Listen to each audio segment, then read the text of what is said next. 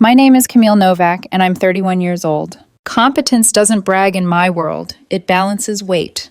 At 12:01 a.m., the warehouse lights roll to off-peak, forklifts on trickle charge, routing software finishing its batch like tide pulling from shore.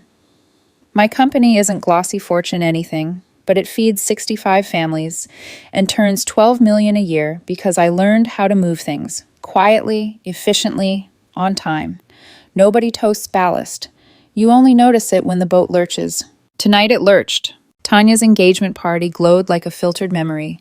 Edison bulbs, a string quartet doing pop covers, champagne that tasted like a dare. Adrian, my boyfriend, had that loose smile that means the bartender stopped measuring. He twirled a stemless glass, performing sincerity the way some people do magic tricks. Around us, a half circle of couples was comparing careers like they were trading cards. "It's not that Camille isn't great," Adrian said, thumb hitching toward me. "She is. She's steady." He sighed the word as if it bored him. But sometimes I miss being with someone truly ambitious. The group's laughter thinned into a question. I kept my face neutral, the way you do when a truck fishtails and you need both hands. "Brianna," he added, soft with nostalgia.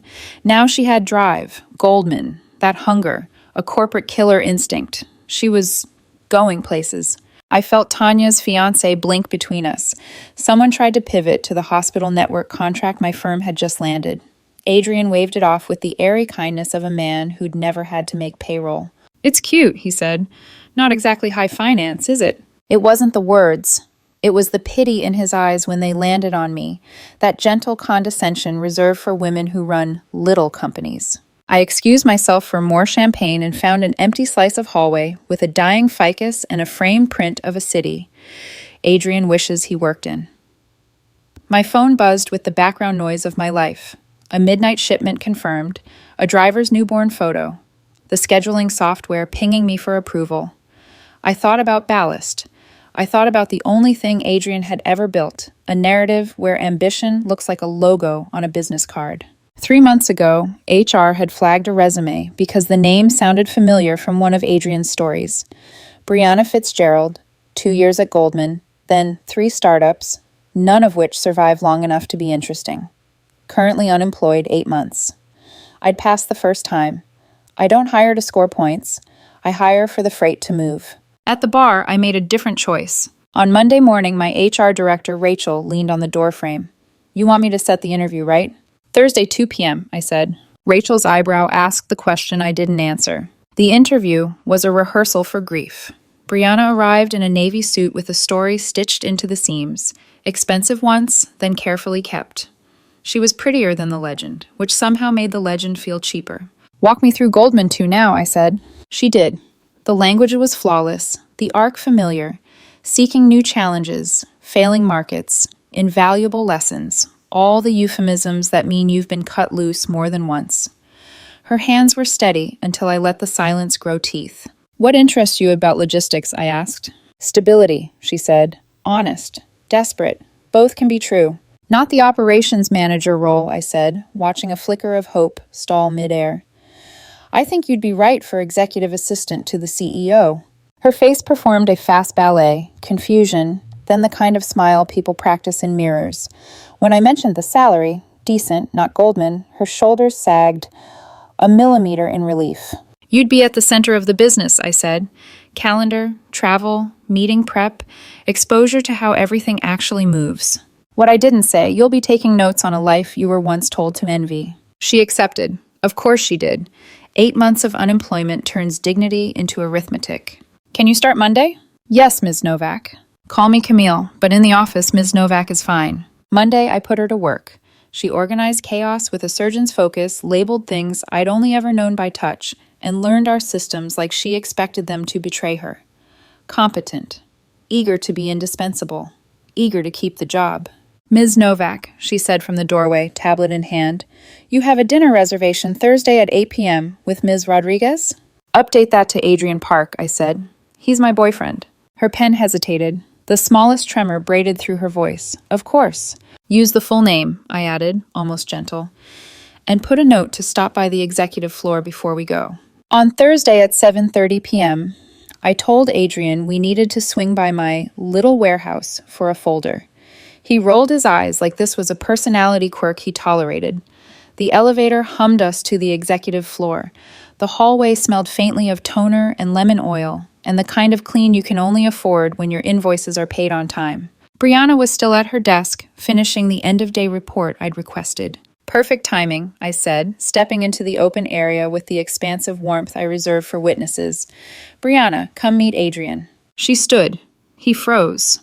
Seeing the past in a lanyard is a violence of its own. Adrian, she said, voice careful. Hi. Why are you? Brianna's my executive assistant, I said lightly. She's been doing great work. Could you check whether the Marchetti contract package is print ready for tomorrow, Bri? Yes, Ms. Novak. Her eyes flicked to Adrian, then away, as if asking permission from a ghost. Adrian followed me into my office like a storm follows heat. Are you serious right now? You said you missed being with someone ambitious, I said, setting my bag down. I hired someone ambitious. That's not funny, Camille. Make her quit. I don't make good employees quit, I said. That's not how any of this works. She'll sue. I'll sue. This is psychological warfare. In my experience, Adrian, war looks like missed payroll and late deliveries. This is a job. His jaw clenched. She told me you called her because of me. I called her because she applied, and I need the help. The fact that you spent an entire party comparing me to your ex? That's data. I acted on different data. He stared at me with a kind of hurt that wanted to be righteous. You're being cruel. Cruel, I repeated, tasting the word. I gave a woman 8 months unemployed, a steady paycheck, and a path back into a career. You publicly downgraded me in front of people I respect, then asked me to fire her to make you feel bigger. Before he could answer, Brianna tapped the doorframe. Sorry, Ms. Novak, the Marchetti package is ready for your sign-off. Thank you, I said. And please add a policy note. For any unscheduled personal drop-ins, assistant remains to take notes. Brianna nodded, understanding exactly what it meant to witness something you can't unsee. She left. The air felt 10 degrees colder. Adrian laughed once, sharp. You're not going to get away with this. With what? I asked, genuinely curious. Humiliating me. Adrian, I said, you humiliated yourself at a party where I brought you as my partner. You told a room of adults that I was less than. Tonight, I gave you a tour of reality. He stared past me, a man surveying a skyline that had shifted 2 inches to the left. When he finally spoke, the performative calm was back. You'll regret this. Maybe, I said. But not tonight. We're late for dinner. He didn't come. He left the building instead, shoulders squared like a man walking into applause only he could hear. I signed the Marchetti contract. On my way out, I stopped by Brianna's desk. Good work today. Thank you, she said carefully. I want to be clear. I'm here to do the job, nothing else. I expect nothing else, I said, and I'll make sure you can do it. In the elevator down to the garage, I watched our reflections. My spine straight, my face unreadable, a woman whose ballast held. In my phone, the calendar block glowed. Dinner with Adrian Park. I hovered over it, then slid it to canceled. Some decisions are loud. Mine clicked into place like a lock. The night after the reveal, the city felt like it had been wiped down with vinegar. Clean, sharp, and unfriendly. I drove home with the taste of lemon oil still in my mouth from the executive floor. My calendar pinged at 8 o'clock. Dinner with Adrian Park, the ghost of an evening we were never going to have. I slid the block to canceled and watched it vanish like steam on glass. The first call came an hour later. Gloria, Adrian's mother, has a voice like carved walnut, polished and heavy. Camille, she said, skipping courtesy. What is this, hiring Brianna to humiliate my son? I stared at the dark shape of my warehouse through the condo windows. Forklifts sleeping. A river of pallets stilled in the aisles. I hired a qualified candidate who needed work, I said. 8 months unemployed. She's competent. She's staying. You paraded her in front of him. He walked into my office, and I said. I told him we needed to stop by for a folder. I didn't know if she'd still be at her desk. I did, of course. I schedule everything down to the freight forwarder's coffee break. But the truth that mattered was simpler. I didn't parade anyone. He's the one who made our relationship a public referendum. My son is devastated. I'm sure he is, I said, and let a beat pass, gentle, then firm. It's not my job to keep his illusions alive. You think this makes you powerful, Gloria said, dropping her voice to maternal menace. It makes you cruel. Cruel is standing next to me at a party and telling a room full of people I'm lesser than his ex. Hiring an unemployed woman and paying her fairly is just business. Gloria exhaled like a slammed door. Fix this. I am, I said. Good night. I set the phone down and let the quiet climb the walls. In another life, I would have texted Adrian, tried for repair, smoothed the edges for the sake of staying. In this life, I opened a notes app and wrote, "Do not parent a grown man." I slept like ballast, low, necessary, unseen. Morning came with a knock that sounded like trouble had learned to walk. Rachel popped her head into my office. "Brianna's here," she said. "Early. She asked if you had a minute." "Send her in." Brianna entered with her tablet clutched like a passport. Her face was the color people get when they've been on the phone all night absorbing someone else's emotions. "Ms. Novak," she said, "I think it's best if I resign." I gestured to the chair. "Sit." She did, eyes fixing on a safe corner of the room. Adrian called. He was upset. He asked me to step away. He said this is hurting him. The words were steady. The tiny shake lived in the hands. "Do you need this job?" I asked, keeping my tone conversational, like we were deciding between two vendors. Her eyes lifted just once. "Yes." "How many applications have you sent in the last month?" 54, she said, the number landing with the weight of a confession. "No offers." "What happened at Goldman?" A flicker of pride, then truth. "I wasn't a star," she said. "And I didn't want to be the version of myself they rewarded. 2 startups after that, market faceplants, messy cap tables, a founder who thought sleep was a moral failure. I stayed too long trying to fix things I didn't break." "Do you want to work?" I asked. "Or do you want to audition for someone else's idea of you?" The corner of her mouth moved. "Work," she said. "I want to work." "Good," I said, "because you work for me, not my boyfriend." She let out the littlest breath. "He said I was betraying him." "You are not a prop in his story," I said. "Neither am I." Silence did a slow lap around the room. "Here's what will happen," I said. "You'll write an incident report noting any contact from Adrian related to your employment. If he pressures you again, forward it to HR and legal. If he shows up at the office, security will document and remove him. If his mother calls you, refer her to Rachel. You will not quit a good job to manage a man's embarrassment." She nodded, once, twice. Something in her posture reassembled. "Yes, Ms. Novak." "And Brianna?" "Yes?" "I'm sorry last night put you in the crosshairs," I said. "You didn't deserve that." Her eyes shined, then steadied. "Thank you for not making me choose between rent and whatever that was." "Whatever that was," I said, "is ending today." When she left, I texted Adrian, "We're done. Do not contact me at work. Do not come to my building. If you have something to say, send it in writing." I blocked him, then sent the same to Rachel in security for record keeping. Ballast isn't vindictive. Ballast is preventive. By noon, the story had grown legs. Tanya texted 3 question marks. Gloria called 3 more times. I didn't pick up. I sat with CFO Victor for the monthly cash flow review, approved a revised driver bonus model, and greenlit an additional dispatcher on the night shift. Life moves, even when someone wants you fixed in their frame. At 2:30, Rachel pinged me. Drop in at reception. Adrian Park plus unknown female. Unknown female turned out to be Tanya, which made a small, sad kind of sense. They came in like bad weather, loud, certain they were the main plot. "Camille," Adrian said to the room, already performing for an imaginary jury, "we need to talk, alone." Across the open floor, Brianna looked up from her keyboard and then looked deliberately back down, as if refusing an invitation to the past. "Per policy," I said, calm as a freight schedule, "unscheduled personal conversations are documented. My assistant stays."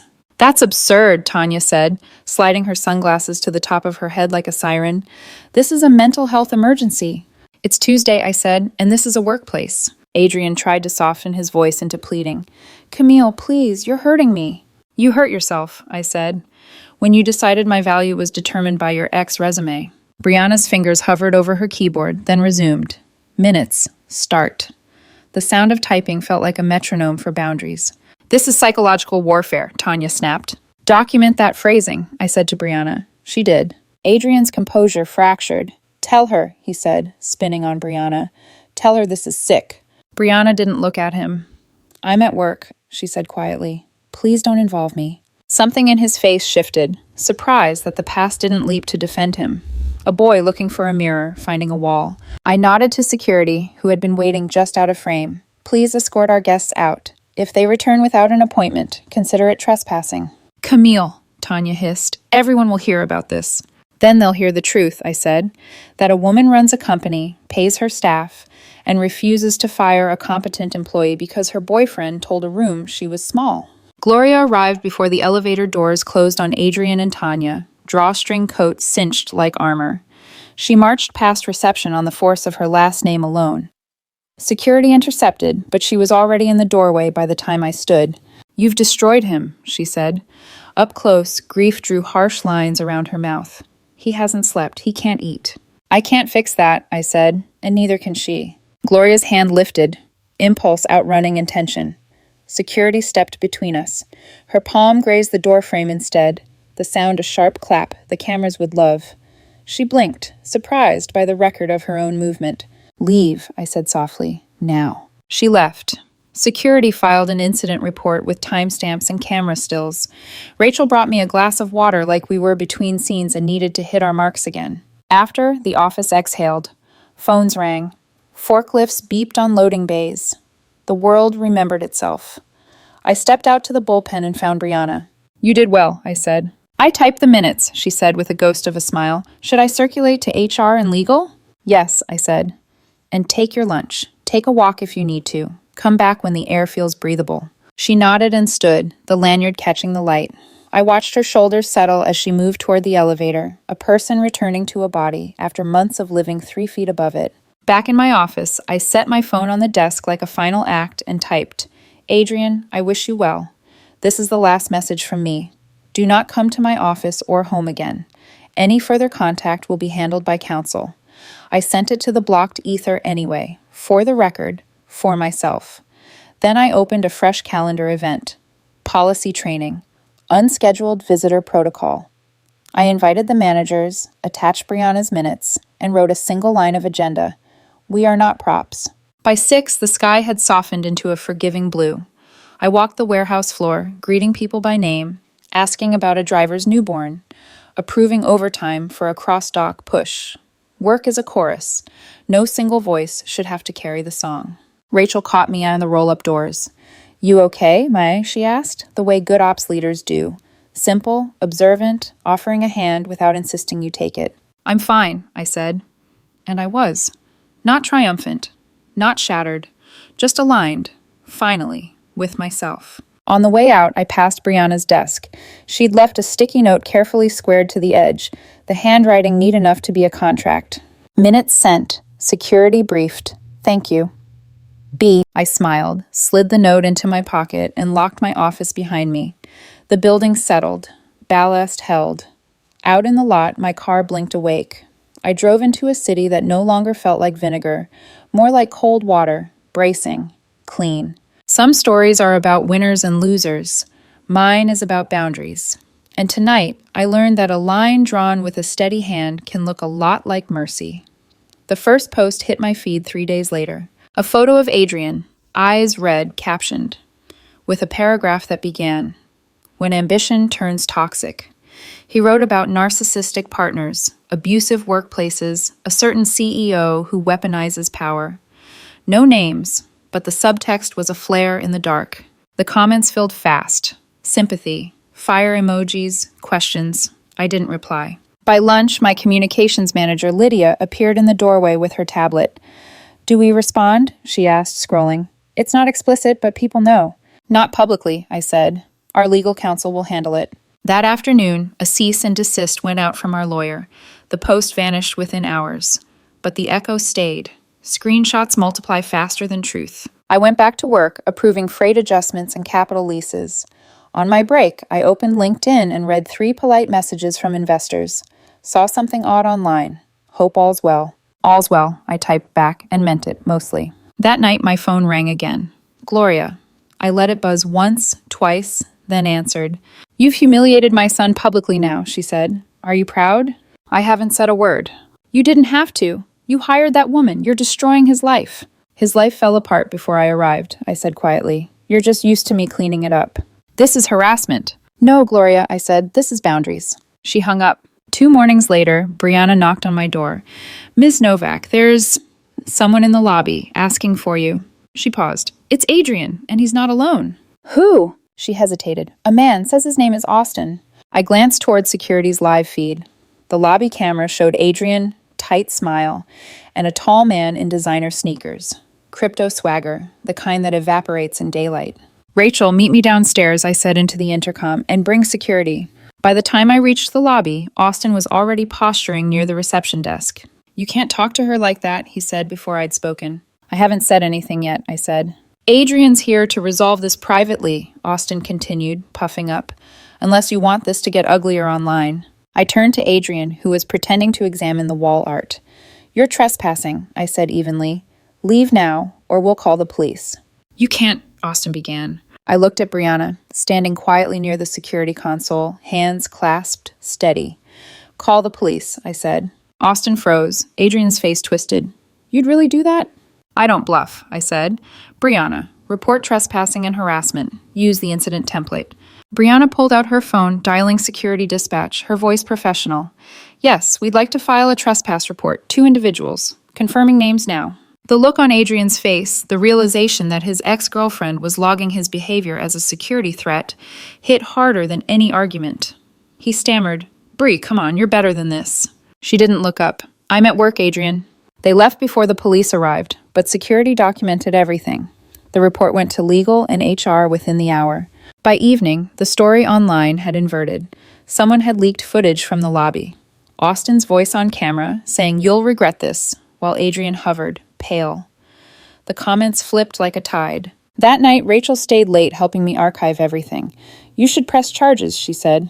"I'm documenting patterns," I said. "Patterns are power." She gave me a look that was half respect, half concern. "This must be exhausting."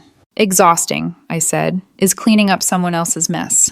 This is maintenance." I was halfway through an email when Brianna appeared again, tentative. "Ms. Novak, can I say something?" "Of course." She lingered in the doorway. "I'm sorry for all of this, for bringing him back into your world."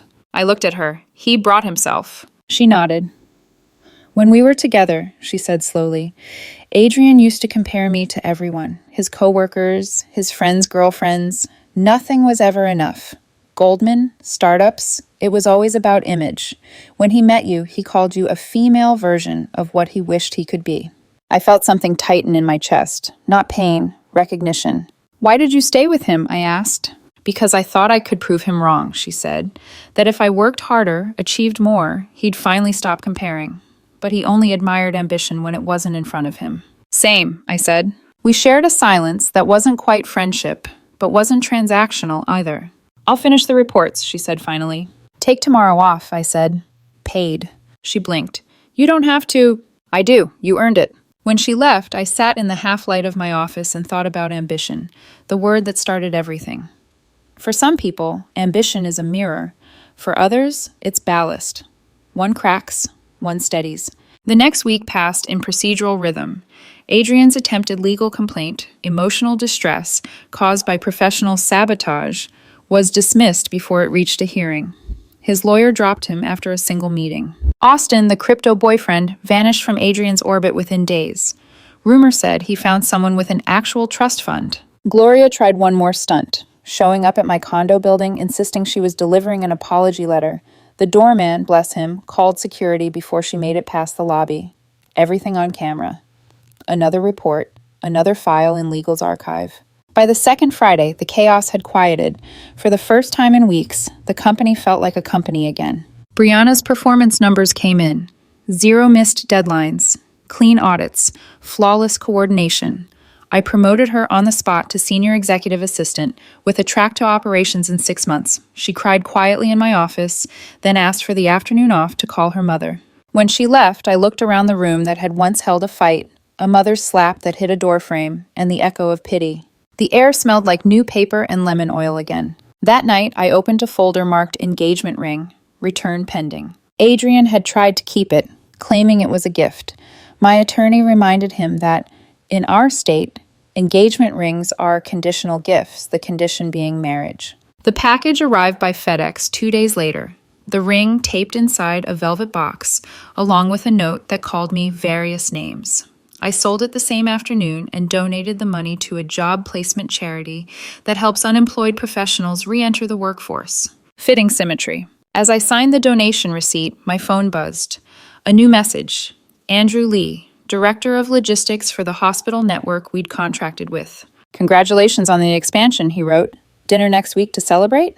My treat. I smiled. As long as it's business casual, I replied. He texted back a smiley face and a calendar invite. For the first time in months, I felt the world tilt. Not a lurch this time, just a soft alignment. Outside, trucks moved through the loading bays, taillights glowing like embers in the dark. Every sound, reverse beeps, radio chatter, rolling doors, was proof that things were moving exactly as they should. The ambition Adrian worshipped was loud, hungry, and fragile. Mine was steady, self-sustaining. Tomorrow, we'd onboard 3 new hires. Brianna would lead orientation. I'd be there, quiet in the back, watching her find her footing again.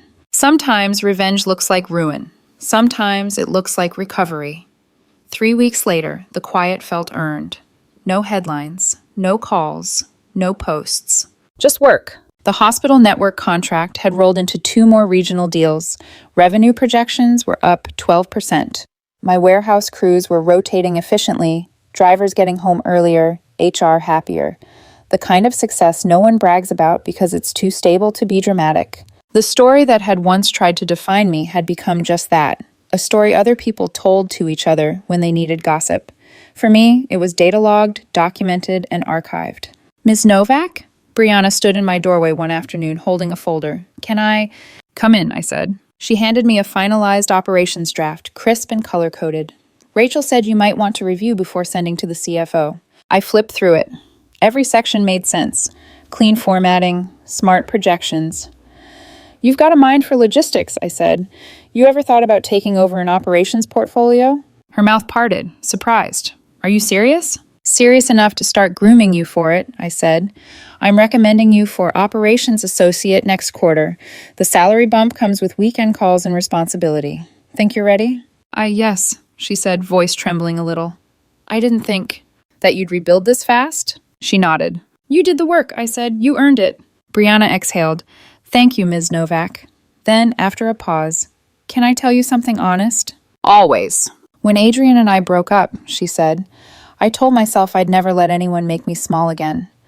But I didn't know how to live that promise until now. Then keep living it, I said. That's the best revenge anyone ever gets. She smiled, a real one this time, and left. After she closed the door, I sat for a moment and realized how strange it was. The person I'd once imagined as an enemy had become an anchor in my company.